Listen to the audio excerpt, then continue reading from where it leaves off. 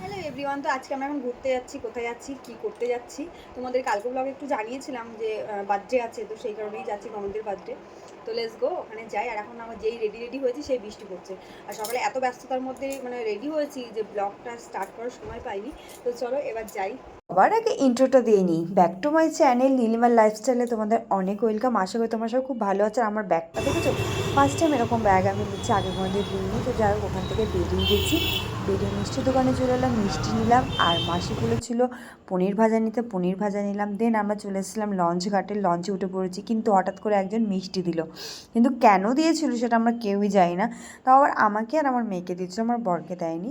সেটা অন্য কারণে, যেহেতু চেনাশোনা ছিল, মজা করে দিচ্ছিল। ওটা বাচ্চাদেরকে কি ওনাদের টিমকেই দিচ্ছিল। আর দিন তারপরে আমার মেয়ে এই শিপটা দেখেই বলছিল, মানে এটা শিপ বলছিল এই লঞ্চটাকে। তো ভীষণ হ্যাপি হচ্ছিলো। তাই আমি তোমাদের সঙ্গে একটু শেয়ার করলাম। আমরাও কিন্তু ছোটোবেলায় এরকম লঞ্চকে বলতাম জাহাজ। কিন্তু আর আমার মেয়ে তারপর লাফালাফি করছিল, কারণ ওখানে স্পিড বোট আসছিল। আর ও বলছিল আমার খুব ফেভারিট এটা, কী বলো তো, লাশ খুঁজছিল। আমি এটা জানি না যে গঙ্গা এরকম খুঁজে বেড়ায়। তো আমার হাজব্যান্ডই বললো, মানে তোমাদের দাদাভাই বললো যেরকম এইগুলো খুঁজে খুঁজে এরকম ঘুরে ঘুরে বেড়ায়, মানে লাশ খোঁজে। তো যাই হোক, তারপর আমরা ওখান থেকে চলে এসেছি বাইকে। আর আজকে আসার সময় কিন্তু বেশ মজা হয়েছিল, কারণ প্রতিটা রাস্তায় এতটা জল ছিল যে আমরা কোথায় যাবো এটা বুঝতেই পারছিলাম না, শুধু ঘুরে ঘুরে যাচ্ছিলাম। এইদিকে দেখো, এটা লং কতটা দূর আর কতটা জল সেটাই বুঝতে পারছিলাম না। দেন আমরা ওখান থেকে ব্যাক করলাম। আর রাস্তার অবস্থা দেখতেই পাচ্ছ তো, কেমন এবড়ো খেবড়ো, প্রতিটা গর্তে জল জমে গেছে। এখন এই সব গ্রাম অঞ্চলের রাস্তাগুলো না প্রচুর জল, এটা সমস্ত জায়গায় দেখছি, কারণ এই বৃষ্টিতে না সব জায়গায় জল জমে গেছে। তারপর আমরা ওটা যাই হোক টপকে আমরা চলে এলাম হাই রোডে। আর বেশি দূর নয়, মাসিদের বাড়ি একটু কাছেই। আর আমার মেয়ে ঐশ্বর্যের অবস্থা দেখো, মুখটা ভার হয়ে পড়ে রয়েছে। বাইকের হাওয়া একটু ঘুম ঘুম পাচ্ছিল, বাট ঘুমাবে তো নাই। আর সারা রাস্তা এত বক বক করেছে সেটার বলার মতো না। মাঝে মধ্যে ভাবি বক বক না করলে কি হতো, টাইমটা পাস কী করে হতো।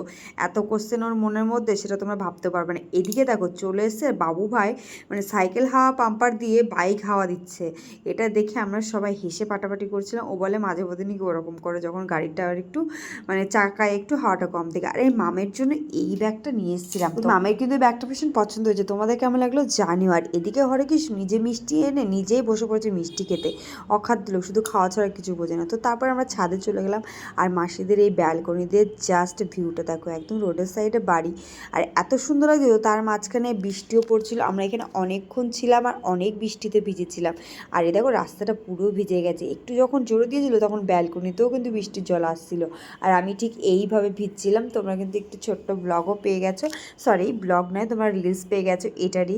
বেশ মজা করছিলাম। দেখো আমার পায়ের নিচে পুরো জল জল হয়ে গেছে। অনেকে আবার কমেন্ট করেছে তুমি তো কিন্তু ভিজছো না, কিন্তু সত্যি ছাট আসছিল যেটাতে, দেখো আমার পুরো পায়ের তলা পর্যন্ত ভিজে। আর আমার ওই সামনের পোর্শন পুরো ভিজে গেছিলো। এদিকে বাবু ভাই যাচ্ছিলো বাজারে, যেহেতু বাড়িতে একটা অনুষ্ঠান, তো ওকে একটু খচাচ্ছিলাম যে ভালো মন্দ খাবার নিয়ে এসো।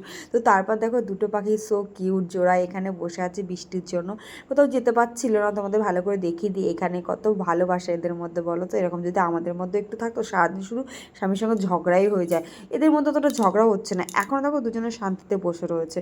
তো তারপর দুপুরের মেনুতে চলে এলাম। দুপুরের মেনুতে দেখো এটা পোনা মাছ রান্না করেছিল। পোনা মাছ বলতে কাটা না, মানে জ্যান্ত রুই অ্যাকচুয়ালি। আর এদিকে ছিল পটল চিংড়ি। আর তারপরে ছিল এদিকে উচ্ছে চচ্চড়ি। চিংড়িটা খুঁজে পাচ্ছিলামই না। এদিকে উচ্ছে চচ্চড়ি, উচ্ছেদের পাশে আবার ঝাল দিয়েছে, যেটা আমি কোনোদিন জীবনে খাইনি উচ্ছেদের ঝাল। তারপর যাই হোক সকালে এটা দুপুরের লাঞ্চ হচ্ছে। যাই হোক দুপুরের লাঞ্চটা আমরা তাড়াতাড়ি করে কমপ্লিট করে নিই। খাওয়া দাওয়া কমপ্লিট হয়ে গেছে। আর এখন আমরা সব আর এইসব আড্ডা মারতে বসে গেছে। এটা কিসের গল্প হচ্ছে? সব ওই শেয়ার মার্কেট। খেয়ে দে, তোমার কাজ নেই, নিজের মাথাগুলো খেয়ে দাও, ভাই বোনের মাথাগুলো খেয়ে নিচ্ছ। আর তারপরে দেখো দুপুরের মেনু হওয়ার পর সঙ্গে সঙ্গে মানে কিছুক্ষণ পর এদিকে চলে এসেছি রাতের মেনু রেডি করার জন্য। পাঁপড় ভেজে নিচ্ছি। আর একটু আগে থেকে প্রিপারেশন করে নিচ্ছি। আদা রসুন পেঁয়াজ তোমরা দেখতে পেলে বিরিয়ানি হবে রাত্রেবেলা, তো তার জন্য ওগুলো মোটামুটি কোটাকুটি করে রেখে দিয়েছে মাসি। তো তারপর মাসি আমাকে বলে একটু পাঁপড়গুলো ভাজো। তারপর আমি একটু মাসিকে হেল্প করছিলাম, কারণ বসে বসে খেতে কেমনই লাগে। মাসি যখন বললো তখন করেই দিই। আর কাজ করতে লজ্জা কিসের, কাজ করতে কষ্ট বা কিসের, আমার তো ভালো লাগে এইগুলো করতে। তাই আমি বরকে বললাম একটু ভিডিও করে দাও। আর এদিকে এসে দেখি ঐশ্বর্য আমার ঘুমিয়ে পড়েছে। দেখো বাড়িটা পুরো শান্ত। ও যতক্ষণ জেগে থাকে না ততক্ষণ মুখ চলতে থাকে। ও এত কথা বলতে ভালোবাসে, এত বকার, ওর মুখের মনের ভিতরে এত কোশ্চেন থাকে যেটা তোমাদেরকে বলে আমি বোঝাতেই পারবো না। আর দেখো কত চিন্তা নিয়ে ও ঘুমাচ্ছে, মানে ঘুম থেকে উঠে ভাববে যে কাকে কী কোশ্চেন করা যায় সেসব। ও ঘুমাচ্ছে বলে আমি ছাদে চলে এলাম। এসে দেখি বাবু ভাই এই পায়রাগুলোকে খেতে দিচ্ছে, আর পায়রাগুলো টুকটুক করে খাচ্ছে, আর দেখে বাবু ভাই লজ্জায় পালিয়েছে। তো আমি এখন ছাদে আছি আর একটু একটু বৃষ্টি পড়ছে। মাসিদের এখান থেকে ভিউজটা খুবই সুন্দর, সেই জন্য একটু এলাম ছাদে।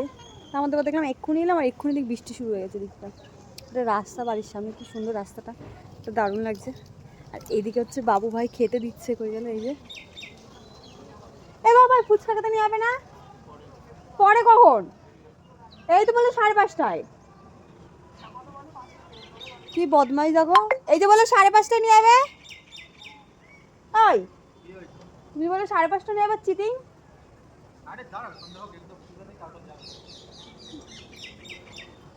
আর এদিকে বিরিয়ানি রান্নার প্রিপারেশন অলরেডি শুরু হয়ে গেছে। অনেক ব্লগ আসতে চলেছে, দেখতে থাকবো, সঙ্গে থাকবো, অনেক সুন্দর ব্লগ আসবে।